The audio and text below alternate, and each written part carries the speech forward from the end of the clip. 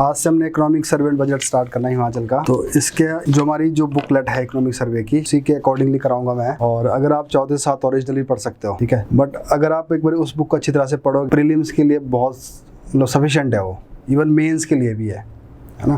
तो अगर आप उसके बावजूद आपको लगता है कि कहीं थोड़ी और ज़्यादा क्लैरिटी, अगर कोई रेफरेंस के तौर पर आप ओरिजिनल डॉक्यूमेंट पढ़ सकते हैं, तो अदरवाइज आपका इसी से काम चल जाएगा। तो इसके ऊपर मैं जो भी 10-12 क्लासेस लगाऊंगा इसके ऊपर, तो मैं कोशिश करूंगा कि जो भी प्री और मेंस को थोड़ा इंटीग्रेट करा के कराऊं कि किस तरह से मेंस में क्वेश्चन हेल्प करता है और प्री में किस तरह से हेल्प करता है। और बाकी क्या है कि थोड़ा फैक्चुअल ज़्यादा रहता है, तो आपको थोड़े इसके फैक्ट्स भी पढ़ने होते हैं कि कौन सी स्कीम किसके लिए लॉन्च हुई है और गवर्नमेंट का क्या क्या टारगेट है और कौन सी क्या पॉलिसी आई है, क्या ग्रोथ जीडीपी की रही है, क्या किस तरह से रही है। तो ये फैक्चुअल भी रहता है। और एक बात ये कि आपको बेसिक नॉलेज इकोनॉमी की भी होनी चाहिए पहले ही, ये जो इकोनॉमी है। तो अगर ज़्यादा नहीं पता है तो जितना हमें ज़रूरत है उतना मैं वैसे साथ साथ बताता रहूँगा आपको। और बाकी यही है कि अभी अगर आप इस बार इसको पढ़ोगे एक बारी, तो साथ साथ रिवीजन करना है इसका, है ना, क्योंकि इसके ज़्यादा बड़ा तो है नहीं, छोटा सा है ये।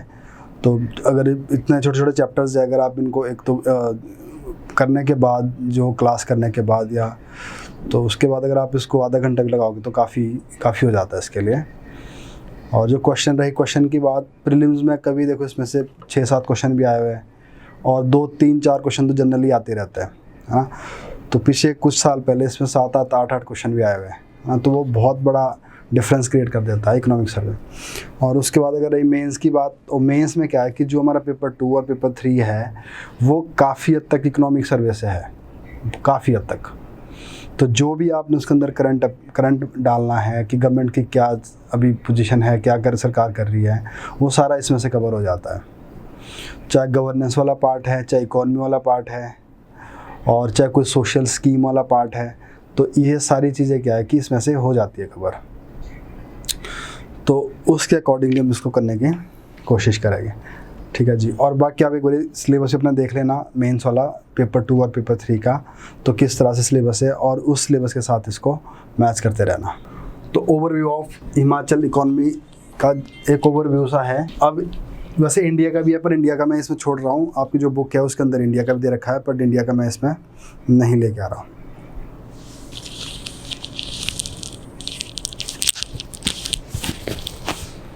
तो अब देखो, अब इस ओवरव्यू में क्या है, सबसे पहले तो ये देखिए कि जो हमारी इकोनॉमी की जो ग्रोथ है उसमें क्या है कि पहले 6.5% थी, उसके बाद थोड़ा सा डाउन आया, 4.9% आई। अब उसके बाद जो हम अगला एक्सपेक्ट कर रहे हैं कि कितने होने वाली है, वो 6 माइनस में चले जाने वाली है। और देखो, जो इकोनॉमी की जो ग्रोथ होती है उसको हम 2 तरह से देखते हैं। एक तो देखते हैं करंट ग्रोथ रेट, और एक देखते हैं कि हम जो हमारा बेस ईयर है उसके साथ मैच करके। अब जो बेस ईयर है 2011-12 की जो ईयर है उसका हम बेस ईयर मानते हैं। अब इसमें क्या है,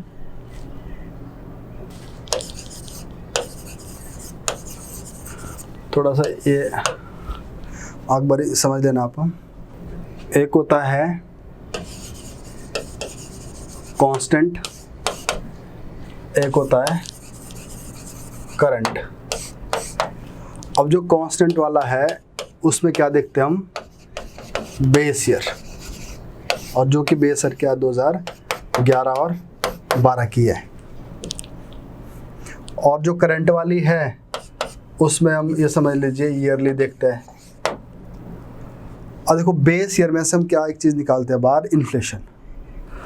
और देखो, कोई भी चीज़ हो सकती है। अगर बेस ईयर में अगर हमें कोई हमने कार बनानी है, मान लो कार बनानी है, और उस कार बनाने के लिए क्या है कि उसके अंदर जो इनपुट्स डले हैं, रॉ मटेरियल हो गया, उसका लेबर हो गया, एनर्जी हो गई, ये सारे इसके इनपुट्स थे। अब इस इनपुट्स डालने के लिए क्या हुआ कि एक कार, इसको पूरा करके हमने एक कार बना दी।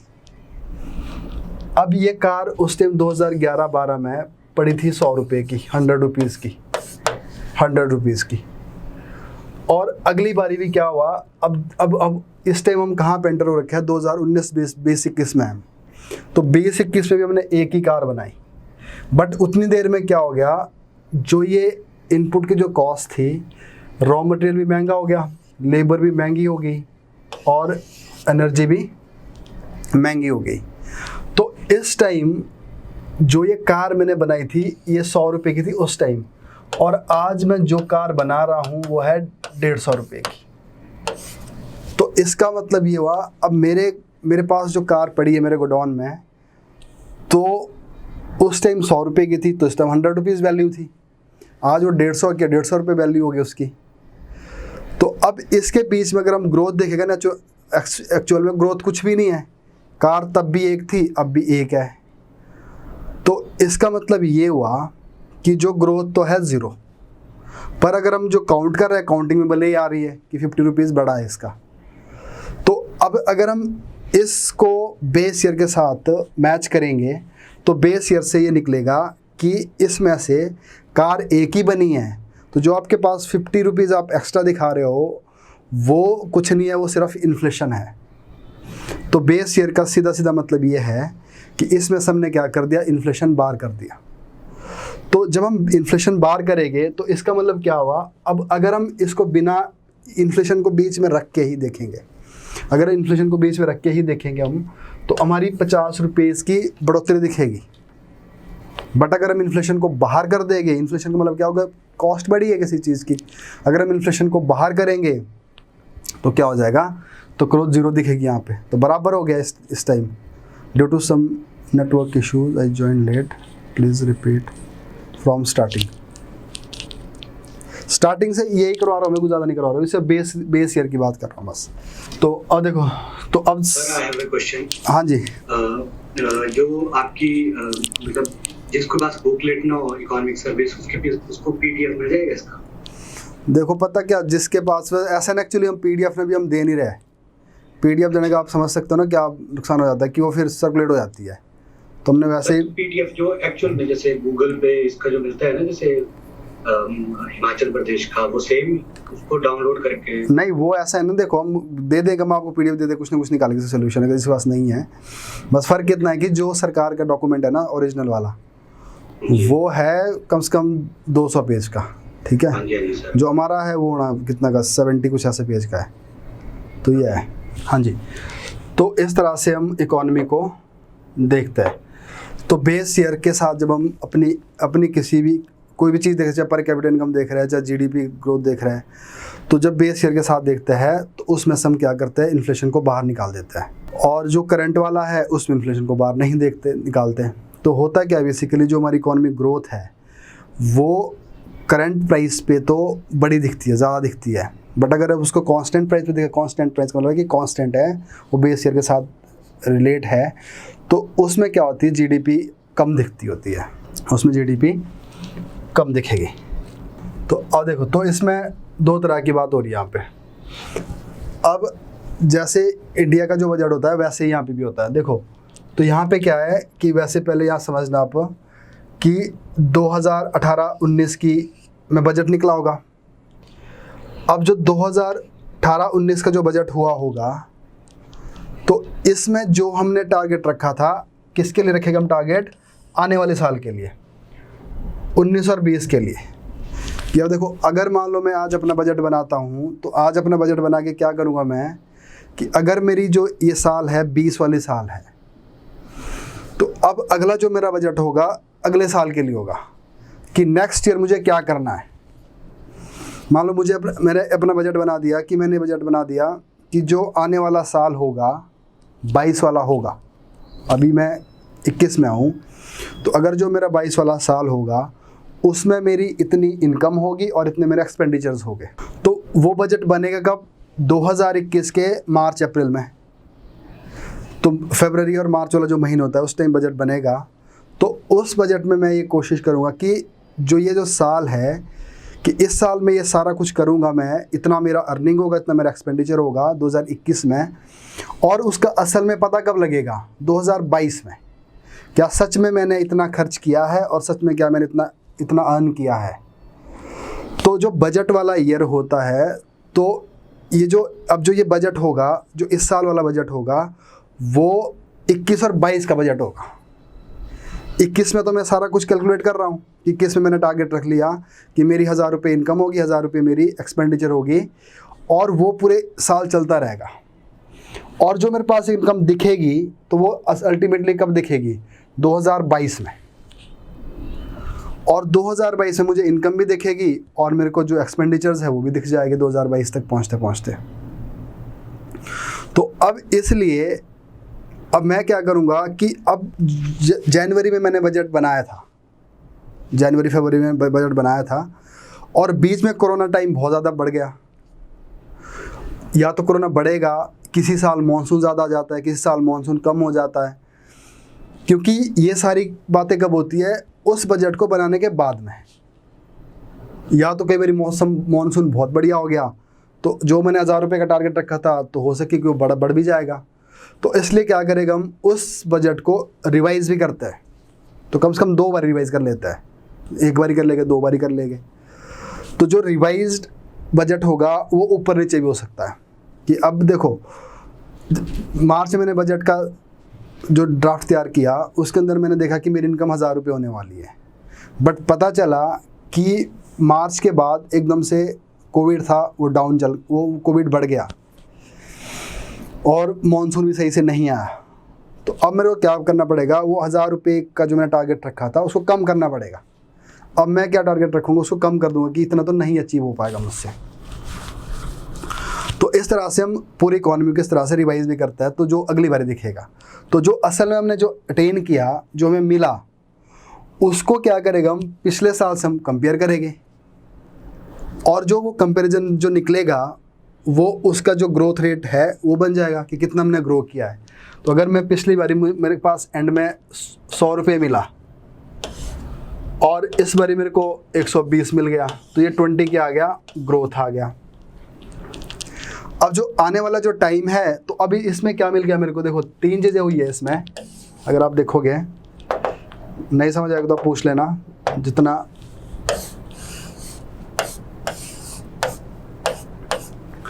अब जो इस साल वाला जो बजट होगा, मान लो ये 20 और 21 वाला जो बजट था, और आगे जाके 21, 22, फिर 22, 23, इस तरह से हो जाएगा। अब जो ये वाला बजट था, अब इसमें क्या क्या करने की कोशिश कर रहा हूँ मैं। 21 वाले बजट में ये देखता हूँ मैं, 20-21 का जो बजट है, कि 21 के कब ये बजट निकला, जैन में, और दिखेगा कब मेरे को, ये अगले साल 22 के जैन में, 22 के जनवरी में। अब 21 की जनवरी में मैंने टारगेट रखा हुआ था, 22 की जनवरी मेरे को अचीव करना है वो। और बीच में हो सकता है कि कोरोना आ गया या मॉनसून की जो स्थिति थी उसमें कुछ चेंज आ गया, तो बीच में मैं रिवाइज भी कर दूंगा। तो जनरली कब होता है, नवंबर दिसंबर में रिवाइज हो जाता है। तो अब इसके बाद जब मैं यहाँ पहुँचूँगा 22 में, जो 2022 होगा, अब 2022 में अब जो मेरा बजट बनेगा उसमें एक तो मेरे को पिछले वाली चीज़ दिखेगी कि मुझे क्या मिला, और एक मैं आने वाले साल के लिए बनाऊंगा कि आगे क्या होगा, जो कि 2023 में दिखेगा, और बीच में 2022 के बीच में उसको रिवाइज भी करना पड़ेगा। अब देखो, जो मेरे को 2022 में मिला है, अगर सरप्लस में है तो सरप्लस में दिख जाएगी, ग्रोथ बढ़ेगी तो ग्रोथ बढ़ी हुई दिखेगी। अगर ग्रोथ डाउन हुई होगी, कम मिला होगा एज कम्पेयर टू उससे पिछले साल वाले में, तो डाउन दिखेगा। अब इस साल हालत ये है, कोरोना की हालत इतनी ज़्यादा बढ़ गई है, तो हमने पहले ही एज्यूम कर दिया है कि इस बारी बढ़ने की बजाय घटेगा, क्योंकि कोरोना 2 साल से लगातार चला। कि अब हमने अपने बजट में जो आने वाला जो टारगेट था 2023 के लिए समझ लीजिए, वो हमने पहले ही कम दिखा दिया। वो इसलिए कम दिखा दिया क्योंकि कोरोना वाला जो टाइम है, तो अब ये पता चल गया कि जो इकोनॉमी है वो माइनस में चल जाएगी। तो जो ग्रोथ रेट होगा किस में होगा, माइनस में।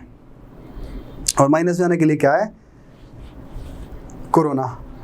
अब ये एक्सपेक्टेड है -6.2, इतनी हमारी ग्रोथ गिरेगी।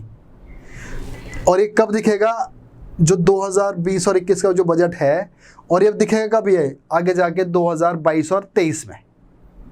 तो ये हमने अभी अचीव नहीं किया।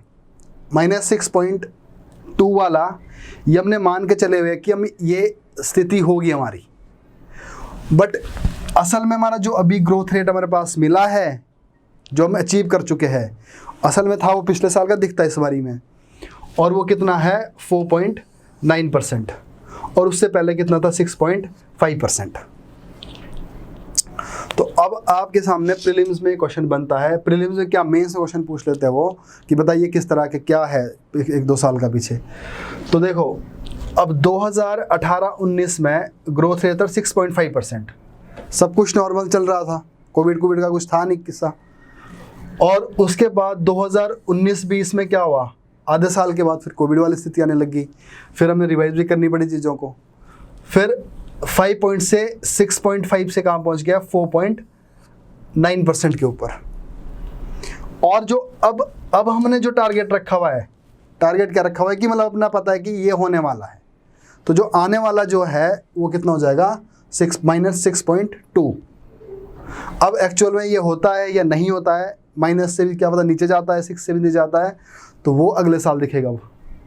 तो अभी जो आपके लिए जो क्वेश्चन बनता है, तो उसमें देखो एक तो ये क्वेश्चन बनेगा कि एक्चुअल में भी 19-20 का हमारा ग्रोथ रेट कितना था, कितना हमने अचीव किया है, तो आंसर होगा 4.9%। अगर पूछ लिया 20-21 का कितना रखा हुआ हमने टारगेट 20-21 के लिए, तो वो कितना होगा माइनस में, तो ये है यहाँ। तो इसके लिए अब एक बार आप इसको पढ़ लेना क्या है। तो और देखो, तो Himachal Pradesh has become the more prosperous and fast growing economy in the country. अब देखो ये वाली जो फिगर है ना ऊपर वाली, ये वाली अगर आपके पास बुक होगी आपके पास अभी, तो इसको इसके ज़्यादा इसकी इंपॉर्टेंस भी नहीं है। देखो GDP at current price as per the revised estimate gross state domestic product. अब इसमें क्या बोलने की कोशिश की गई है, 2018-19 में जो भी था हमारा अमाउंट जितना भी था, 19-20 में इसको 2 बार रिवाइज किया, क्योंकि 20 में तो कोरोना भी आ गया था। तो एक बार इसको रिवाइज करके हमें मिला कितना, हमने रिवाइज करके टारगेट बनाया 1,49,000 कुछ करोड़, और दोबारा उसको थोड़ा बढ़ाया, ये बन गया 1.62। तो इसमें जो रिवीजन में जो इंक्रीज दिखा है वो है 8.9%, बट इतना ज़्यादा इंपॉर्टेंट नहीं है ये। तो इसका मतलब ये है कि जो रिवीजन हुए हैं, फर्स्ट रिवीजन और सेकंड रिवीजन के बीच में जो ग्रोथ दिखी है रिवाइज में, एक्चुअल में नहीं है, ये सिर्फ रिवीजन है कागज़ों में कि हम ये करने वाले हैं, तो वो 8.9% है। तो इसको आप स्किप कर सकते हैं सिर्फ ये अंडरस्टैंडिंग के लिए, अगर आपको समझ आता है।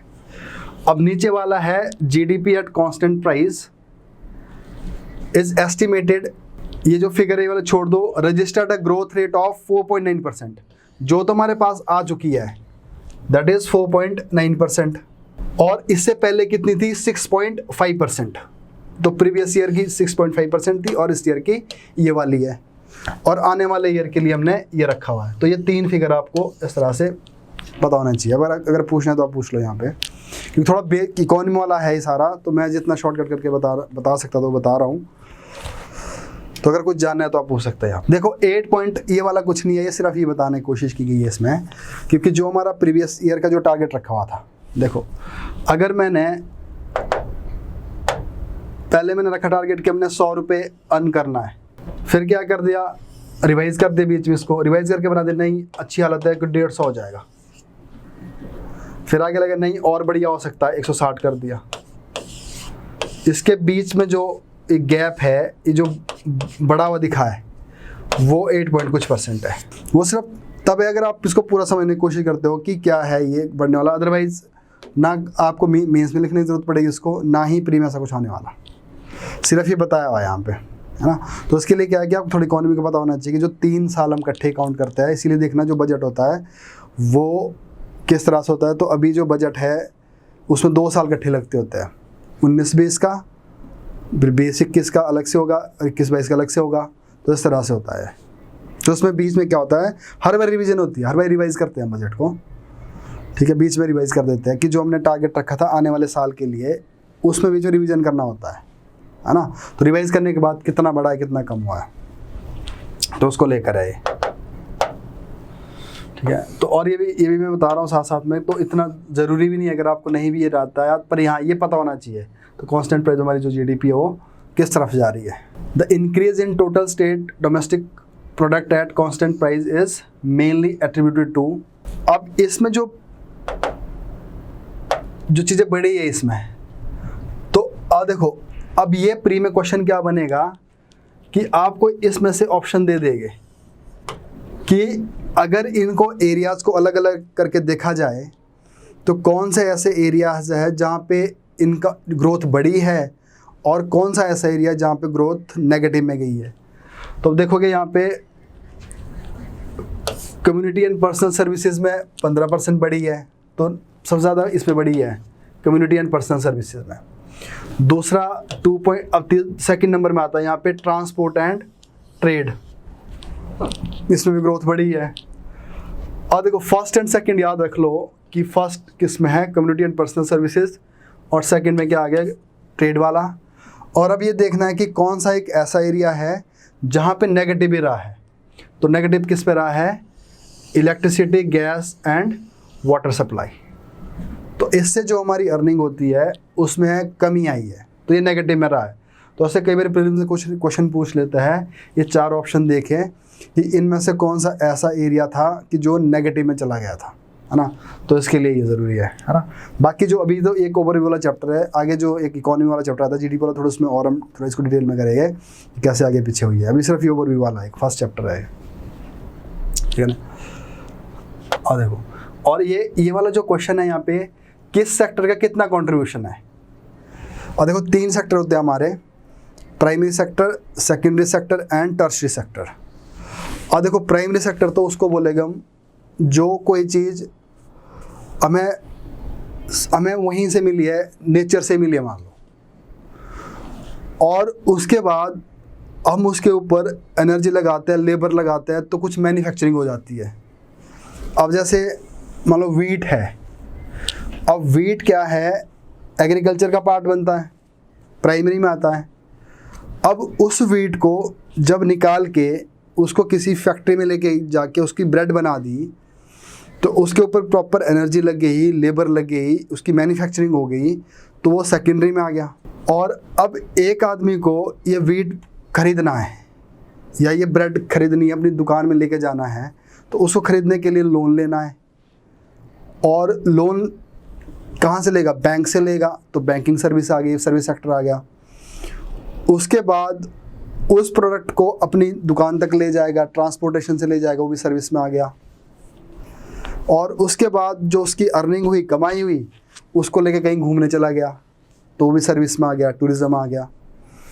कुछ पैसा उसने अपनी हेल्थ के ऊपर लगा लिया, वो भी सर्विस में आ गया। तो हेल्थ हो गया, टूरिज्म हो गया,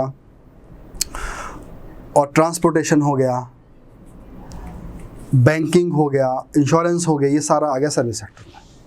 तो प्राइमरी और सेकेंडरी में क्या है कि प्राइमरी में कोई भी चीज़ हम निकाल रहे हैं, जब उसको एनर्जी लेबर के साथ मिला के उसकी मैन्युफैक्चरिंग जब हो जाती है, तो सेकेंडरी सेक्टर आ जाता है। तो इस तरह से अब मेंस में बहुत बड़े क्वेश्चन पूछा जाता है कि अगर देखोगा पिछले पेपर उठा के, तो उसमें डायरेक्टली पूछा 2 बारी क्वेश्चन, 2 बारी में, कि हमारी जो इकॉनमी है हिमाचल प्रदेश की, उसका सेक्टोरल कंट्रीब्यूशन क्या है, सेक्टोरल कंट्रीब्यूशन क्या है, कि कौन सा सेक्टर कितना कंट्रीब्यूट करता है।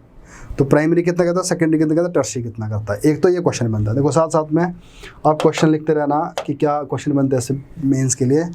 तो पहला क्वेश्चन तो ये बनेगा, sectoral contribution of economy sector in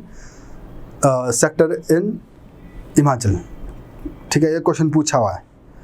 अब देखो अगर आप पिछले साल का क्वेश्चन देखोगे, ये पूछा है 4 नंबर में, तो अब इसके लिए कोई बुक नहीं है, सीधा इकोनॉमिक सर्वे से आता है क्वेश्चन।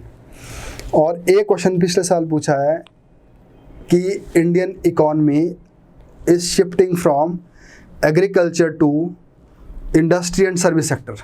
अब इसके लिए कॉजेज क्या है एंड डिस्कस, तो हमारी जो इकोनॉमी है वो कहाँ से कहाँ को शिफ्ट हो रही है, एग्रीकल्चर सेक्टर से कहाँ को सर्विस एंड इंडस्ट्री की तरफ जा रही है। ठीक है जी। तो अब देखो, अब अगर यही क्वेश्चन अगर हम इसी क्वेश्चन को अगर अटेम्प्ट करते हैं ना, तो जो इकोनॉमी है is shifting from agriculture to industry and services. ये क्वेश्चन पिछले साल का पूछा हुआ है, 8 नंबर पूछा है क्वेश्चन 8 मार्क्स में। तो अब सबसे पहले तो आप यहाँ पे अपनी जो इंट्रोडक्शन दोगे, इंट्रोडक्शन से क्या होगा कि बेसिक डाटा देना है आपने। अब बेसिक डाटा क्या होगा आपके पास कि अगर आपको एग्जैक्ट पता तो लिख लो, नहीं है तो क्या लिखोगे, इन 1950s इंडिया का जो एग्रीकल्चर सेक्टर था that contribute around 55% and today 10%। और उसके बाद इंडस्ट्री का भी कुछ ऐसा ही है, और आज इंडस्ट्री 27% कर रही है। और सर्विस सेक्टर, इंडस्ट्री शायद उस टाइम 1% थी 50 में, सर्विस सेक्टर करीब 11% था, और आज की डेट से करीब 55% कंट्रीब्यूट करता है। ये तो आ गई आपकी बेसिक इंट्रोडक्शन। अब इससे पता लगता है कि ये आपका पहले आंसर क्लियर हो गया, आंसर आपने पूरी ऑथेंटिक इन्फॉर्मेशन के साथ दे दिया। यस वी आर, रिपीट करना तो ये अभी आगे भी आएगा। और इसलिए बता रहा हूँ कि 1950 में करीब जो एग्रीकल्चर सेक्टर था वो 55% के करीब कंट्रीब्यूट करता था टोटल जीडीपी में, 55%। और जो इंडस्ट्री थी वो 1% करती थी, और जो सर्विस था वो 10-11% करता था। बट आज की डेट से ये उल्टा शिफ्ट हो गया हुआ है, एग्रीकल्चर रह गया हुआ है 10% के ऊपर, और इंडस्ट्री 27-28% और सर्विस 55%। तो अब ये लाइन जब आप लिखोगे आंसर में, जो पिछले साल वाला आंसर था, तो इससे पहले आपका ये कंफर्म हो गया कि जो क्वेश्चन बोल रहा है कि अब आपने यस बोल दिया, यस ये हो चुका है कि हम उधर से उधर को शिफ्ट हो गया है। और वो कहाँ से इसका प्रॉपर एक प्रमाण मिलता है, जो आपने ये फिगर लिख ली, और ये फिगर कहाँ लिखी है, इकोनॉमिक सर्वे में हर साल आती है ये। ठीक है जी बात। अब उसके बाद यहाँ ये तो हो गया, हाँ ऐसा हुआ है। तो अब अगला सवाल आएगा वाई। तो इसका मतलब है कि क्या क्या कॉजेज है इसके लिए। अब जब कॉजेज पढ़ोगे आप इकोनॉमिक सर्वे, फिर आगे जाओगे आप। अब ये तो पहला चैप्टर तो नहीं होगा सारा ये। अब इकोनॉमिक सर्वे में जब आगे जाओगे तो उसमें आप फिर देखना स्टार्ट करोगे कि ऐसी क्या क्या चीज़ें हुई हिमाचल के अंदर, कि जैसे अब पहले सर्विस सेक्टर कहाँ बढ़ा, सर्विस सेक्टर अब 50 में इतना ज़्यादा क्राउड जाता था हिमाचल घूमने के लिए, टूरिज्म के लिए नहीं था। 50 में हिमाचल प्रदेश इतनी इलेक्ट्रिसिटी बनाता था, नहीं बनाता था। इतने ज़्यादा बैंकिंग सर्विसेज नहीं थी। तो अब धीरे धीरे क्या हो, तो इसका मतलब हम बोल सकते हैं कि हम सर्विस सेक्टर की तरफ आगे बढ़े। क्यों? क्योंकि हिमाचल ने टूरिज्म को बढ़ाया, बैंकिंग वगैरह बढ़ी, हेल्थ फैसिलिटी वगैरह बढ़ी, सर्विस गवर्नमेंट की सर्विसेज बहुत बढ़ गई, है ना। आज की डेट से हम कितनी सर्विसेज लेते हैं सरकार की, सरकार से बहुत सारी चीज़ें लेते हैं हम, इलेक्ट्रिसिटी लेते हैं, ये लेते हैं, बिजली कोई और लेते हैं सर्विसेज, तो उसका सारा हम पे करते हैं गवर्नमेंट को। तो प्राइवेट की सर्विसेज बढ़ी है और गवर्नमेंट की सर्विसेज बढ़ी है, जिसके लिए हम पे करते हैं उसके लिए। फिर इंडस्ट्री किधर बढ़ी है, फिर एक एरिया आपका ये हो गया कि कहाँ काम सर्विसेज बढ़ी है। फिर इंडस्ट्री में क्या है, 2003 में इंडस्ट्री के लिए एक स्पेशल पैकेज आया सरकार की तरफ से। तो स्पेशल पैकेज 2003 से लेकर 2013 तक चला है। तो इस पैकेज के अंदर क्या हो, हिमाचल में बहुत ज़्यादा इंडस्ट्री आ गई एकदम से। ये बद्दी, नाला, गढ़बरोटी वाला, जितनी भी सोलन, अम्ब वाला एरिया है ना, नाहन वाला एरिया, तो यहाँ पे इंडस्ट्री आ गई। और वो इतनी बढ़िया चीज़ हुई हिमाचल के लिए, आगे जाके 2003 के बाद फिर इसको बढ़ा दिया, 2013 से लेकर 17 तक किया गया। इसमें फिर और ज़्यादा बढ़ोतरी हुई इस चीज़ की, ठीक है ना। तो अब ये इंडस्ट्री जब लगने लगी तो सरकार ने थोड़ा और कुछ इनिशिएटिव लिए। तो ईज ऑफ डूइंग बिजनेस की तरफ गई गवर्नमेंट, है ना। इलेक्ट्रिसिटी में कुछ सब्सिडी देनी स्टार्ट कर दी, लैंड में सब्सिडी देनी स्टार्ट कर दी, ये भी हो गया इस तरह से। अब उसके बाद हिमाचल जो पॉपुलेशन थी वो पढ़ लिख गई। अब उन्होंने एग्रीकल्चर से थोड़ा शिफ्ट स्विच करना स्टार्ट कर दिया इस तरफ को, वो भी एक वजह बनी है। और एक इसका जो सबसे बड़ा वजह है वो है पूरे हिंदुस्तान की इकॉनमी। पूरे हिंदुस्तान की इकोनॉमी ही चेंज होगी, वो भी रिस्पॉन्सिबिलिटी है इसका। तो 8 नंबर क्वेश्चन है, 8 पॉइंट इस तरह से है। तो पहला क्वेश्चन लिखोगे आप, मैं ओवरऑल जो इकोनॉमी एक स्ट्रक्चरल जो चेंज आए इकोनॉमी में वो इंडिया की है, तो obviously Himachal is also part of India, तो इसका भी हुआ है। उसके बाद जैसे मैंने बताया सर्विस सेक्टर को लिख लो आप आगे, फिर इंडस्ट्रियल सेक्टर को लिख लो, फिर जो एग्रीकल्चर सेक्टर है वो इतना कर नहीं पाया काम, और एग्रीकल्चर से भी बहुत कुछ एरिया सा था, जैसे हॉर्टिकल्चर वाला एरिया था उसमें थोड़ी सी प्रगति हुई है, वो क्रॉप से इधर को शिफ्ट हो गया। तो इस तरह से आप इसको ये आंसर एड्रेस होगा, ठीक है जी। फिर नीचे से कंक्लूड करोगे कुछ गवर्नमेंट की स्कीम वगैरह लगा के कि गवर्नमेंट ऐसा नहीं है कि आज की डेट से इंडस्ट्री को बढ़ा रहे हम, इस इंडस्ट्री को ही बढ़ा रहे हैं। ऐसा नहीं हुआ कि एग्रीकल्चर कम हुआ है, बट एक पॉजिटिव हुआ है इसके अंदर। एग्रीकल्चर कम नहीं हुआ कि ये एक तो दिमाग में हमारा ये आता है कि अगर 55% उस टाइम कंट्रीब्यूशन कर रहा था तो आज क्यों 10% हुआ। वो ऐसा नहीं कि 50% घट गया है, कम हुआ है, कम नहीं हुआ। हो कम नहीं होने के, कम ना हो के उसमें हुआ क्या है, बेसिकली जो इंडस्ट्री और सर्विस सेक्टर है वो ग्रो करा है। और देखिए अगर मान लो मेरे घर की पहले इनकम 100 रुपये हुआ करती थी, ठीक है जी, अब उस 100 रुपये में 50 रुपये एग्रीकल्चर से आता था, बाकी 50 रुपये वो आता था इंडस्ट्री से और सर्विस से। अब एकदम से पिछले 50 साल में ऐसा हो गया, इसकी इनकम तो उतनी ही रही, ये तो 50 रुपये ही कमा के देता है भी, चलो इसके 60 हो गई। बड़ा ये भी ऐसा नहीं एग्रीकल्चर नहीं बढ़ा है, एग्रीकल्चर ही बड़ा है, बट ये हो गया 60 रुपये, ठीक है जी। अब इधर ये हो गया 100 रुपये, ये हो गया 100 रुपये, ये 100 रुपये हो गए, जो कभी 25 रुपये का 25% कॉन्ट्रीब्यूशन करते थे। तो इसका मतलब है टोटल जो इकॉनमी है वो 70 प्लस 100 प्लस 100। तो इसका मतलब है एग्रीकल्चर में भी इतनी बढ़ोतरी हुई है, बट 50 से 60 ही पहुंचे। बट अगर देखें कि हम इंडस्ट्री और सर्विस में, वो बहुत ज़्यादा बढ़ गया।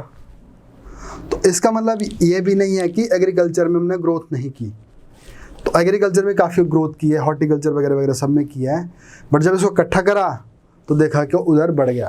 तो ये एक पॉजिटिव साइन भी है स्टेट के लिए, है ना। तो अब हम क्या चाहते हैं कि एग्रीकल्चर को और ज़्यादा प्रमोट किया जाए। तो उसके लिए गवर्नमेंट के जितने भी आपको इकोनॉमिक सर्वे की जो सर्वे के अंदर जो स्कीम वगैरह दिखेगी, तो उसको आप अलग से डिस्कस कर सकते हो कंक्लूजन में कि गवर्नमेंट ने ये स्कीमें लॉन्च करी है कि जिससे आने वाला टाइम में एग्रीकल्चर और बढ़ेगा, ठीक है जी। तो और देखिए जी, तो प्राइमरी सेक्टर, अच्छा एक चीज़ और है, जो प्राइमरी सेक्टर है ना वो कंट्रीब्यूट करता है अभी 15.4%।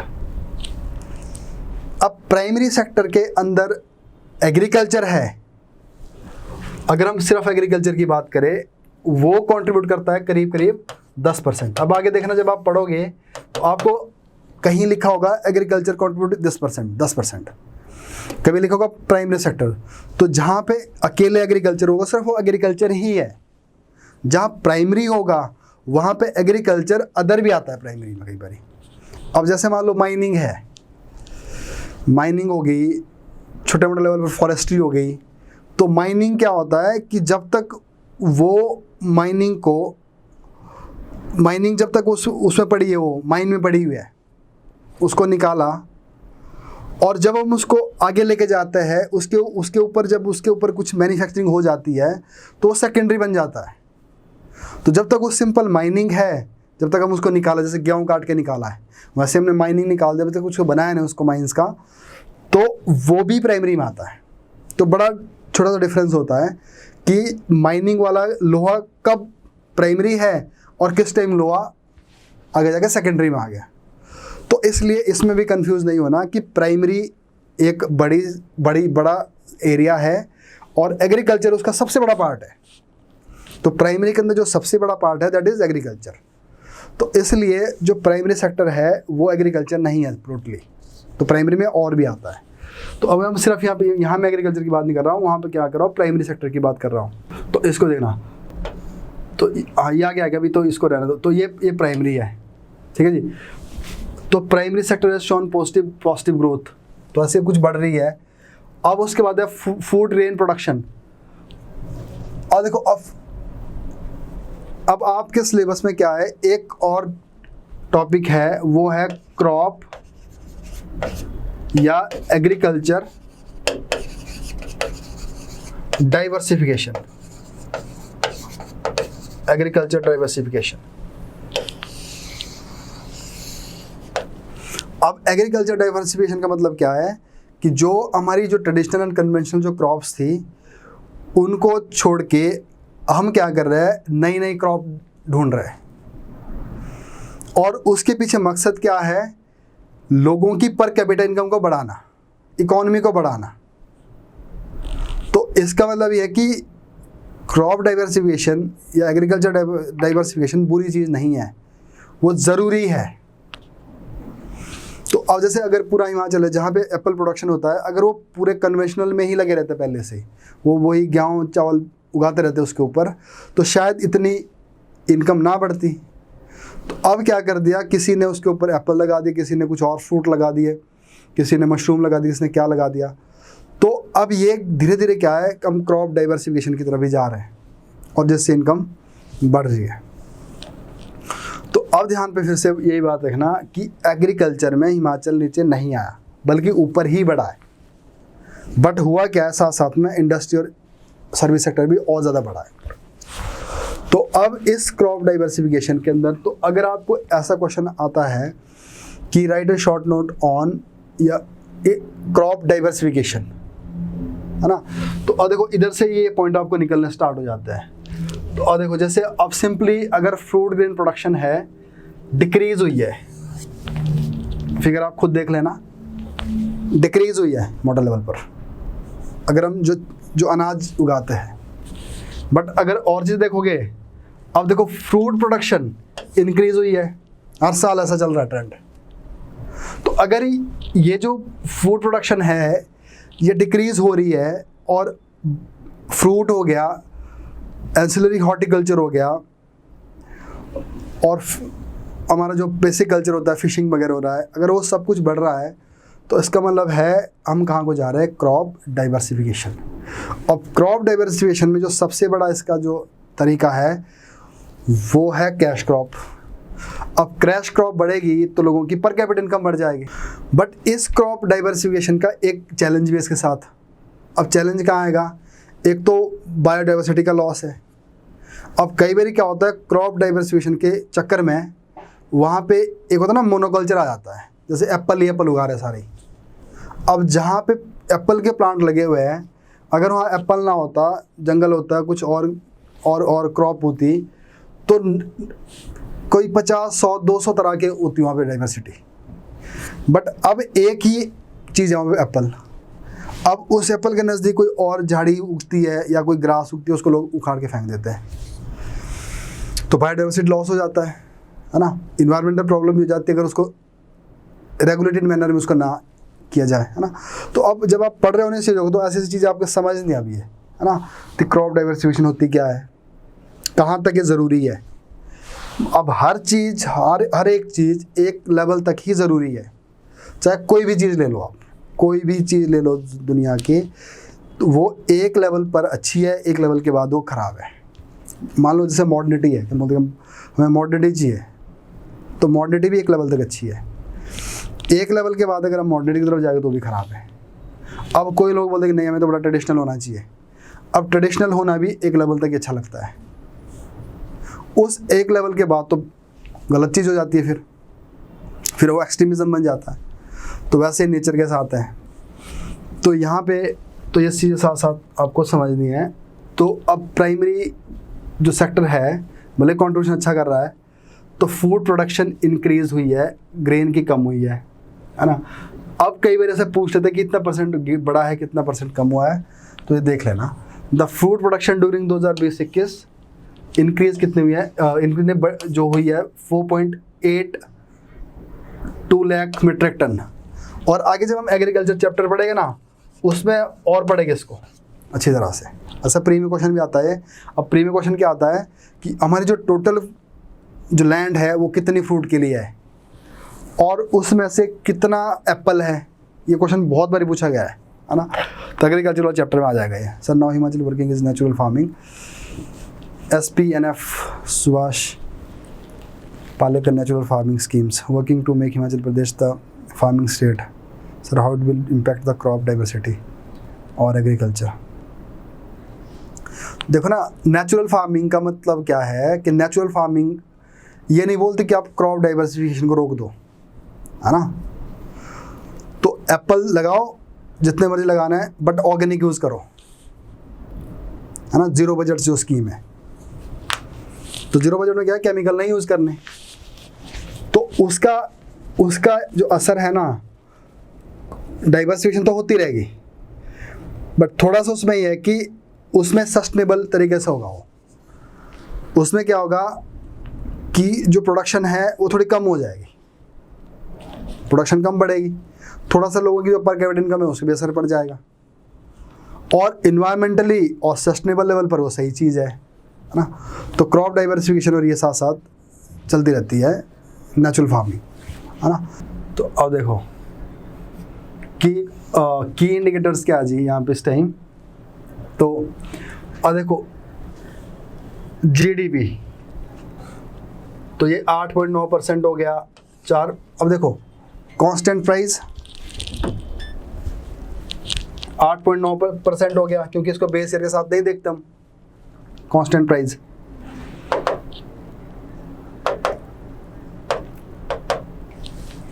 इसको बेस ईयर के साथ नहीं देखते, ये वही है, एस्टिमेट रिवीजन के बेस पर होता है। और अगर देखोगे आप कांस्टेंट प्राइस में बेस ईयर के साथ, तो ये इतना 4.9% जो पीछे हमने पढ़ा था, तो अब आपको ऐसे याद होना चाहिए 4.9%। अब जो रखा हुआ है हमने, अगर इसके आगे भी देखेंगे टारगेट 19-20, जो 20 और 21 वाला है वो कितना है, -6 में रखा हुआ है। अगर यहाँ से भी आगे एक कॉलम और बन जाता, तो ये दोनों फिगर आपको पता होना चाहिए और ये भी पता होना चाहिए प्री के लिए जी। अब देखो food production, food grain production 16.92 metric ton थी, 15 पे आ गई और माइनस में चलेगी, -5.8। अब जो फ्रूट है वो बड़ा है, अब फ्रूट देखो ऑलमोस्ट डबल ही हो गया था, तो इतनी फ्रूट प्रोडक्शन बढ़ी है देखो 70%। तो इसीलिए हिमाचल का ये बहुत बड़ा एरिया है फ्रूट वाला। अब एक है ग्रॉस वैल्यू एडिशन 0.03। अब देखो जो ग्रॉस वैल्यू एडिशन है ना, ये भी ऐसी इकोनॉमी में आप समझ लेना इसको, बट मैं थोड़ा सा ऐसे बताता हूँ। ग्रॉस वैल्यू एडिशन क्या होती है कि जो भी हमने इस टाइम इस साल जो हमारा किया था उसके ऊपर कितनी वैल्यू ऐड हुई है, और बस देखो जो तो गई GDP वो तो गई पूरी एक हिसाब से, है ना। और एक होती है ग्रॉस वैल्यू एडिशन कि इसके ऊपर हमारा कितना एडिशन हुआ है ना। तो ये भी हुआ है, तो ये भी याद रखना हमने GVA वाला 0.03। और इलेक्ट्रिसिटी में भी ग्रोथ हुई है कि इतनी बढ़ाई है हमने, है ना। तो बाकी यहाँ से नीचे, तो आप यहाँ इलेक्ट्रिसिटी को छोड़ यहाँ तक कर दो, आप यहाँ तक ये आंसर प्री में पूछा जा सकता है। ये वाली फिगर ये आपको पता होनी चाहिए वाली फिगर, और ये छोड़ दो आप इलेक्ट्रिसिटी वाला, चाहे इसका इतना, इसको नहीं इतना पूछेंगे। अब उसके बाद है wholesale price index and consumer price index, और ये किस पे है, इन्फ्लेशन। होलसेल 1.67 और कंज्यूमर प्राइस ये है कितना, 4.9%। ये भी आपको याद रहना चाहिए, क्वेश्चन पूछता है प्रीलिम पे। तो कंज्यूमर प्राइस इंडस्ट्रियल वर्कर कितना रहा है, 4.9%। और इसको भी ऐसे देखते हैं हम, एक होलसेल प्राइस पे देखते हैं, एक होलसेल प्राइस में देखते हैं, और एक कस्टमर प्राइस पे देखते हैं, मार्केट में देखते हैं। होलसेल पे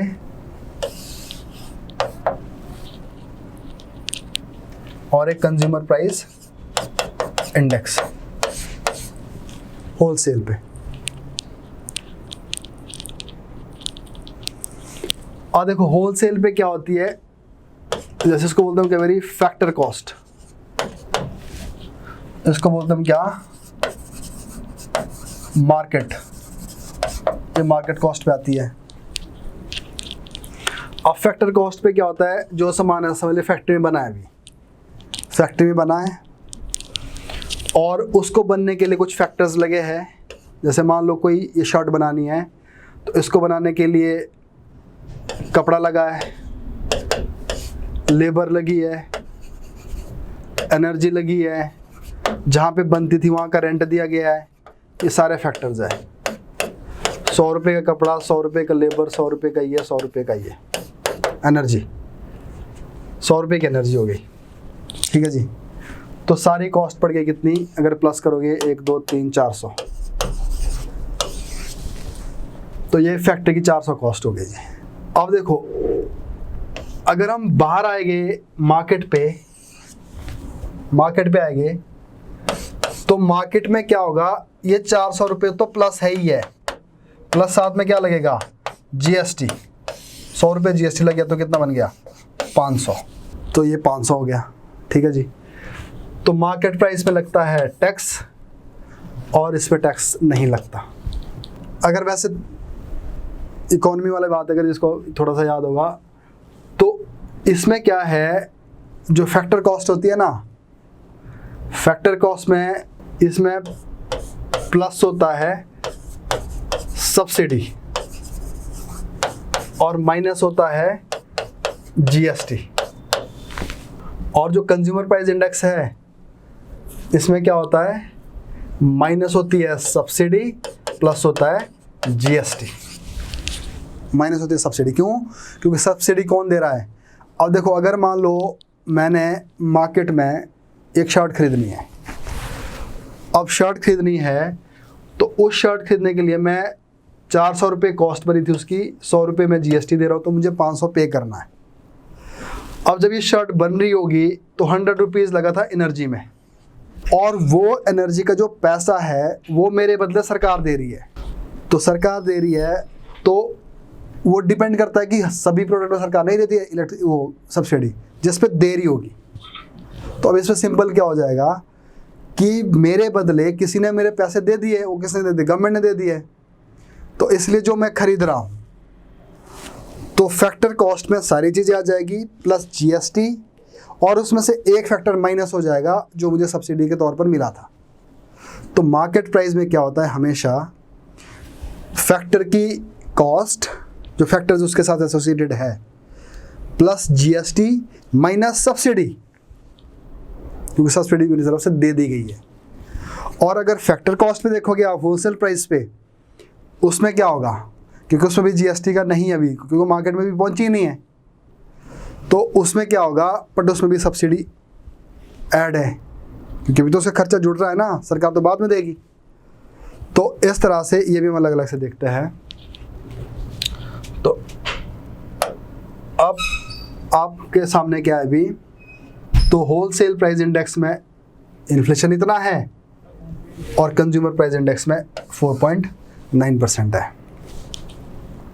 तो ये बेसिक इन्फॉर्मेशन है, ये भी आगे आएगी अभी आपको, जब हम आगे करेंगे इसको ये भी रिपीट होगी चीज़ें। तो मतलब ये है कि अभी आप फिलहाल इतने जो ये फैक्ट्स एंड फिगर है ये आप पढ़ो भी, इनको थोड़ा समझने की कोशिश भी करो, और अल्टीमेटली आपको ये याद भी रहने चाहिए। अब उसके बाद per capita income eight constant price, मतलब पिछले साल के इस साल के क्या चेंज रहा है। तो जो पर कैपिटा इनकम है, अगर 2018-19 और 19-20 के बीच में देखें तो बड़ी है, तो कितनी बड़ी है 7.9%। और एक क्वेश्चन ऐसा होता है, देखो पता, अब ये ऐसे फिगर होता है ना ये कि हमारे पास कितना फ्रूट प्रोडक्शन है। तो देखो ये क्वेश्चन मेरे को जब मैंने इंटरव्यू दिया था तो मेरे से क्वेश्चन पूछा था इंटरव्यू में, हिमाचल में पर कैपिटा इनकम कितनी है और कितनी बड़ी है ना, तो फिगर ही पूछ ली थी।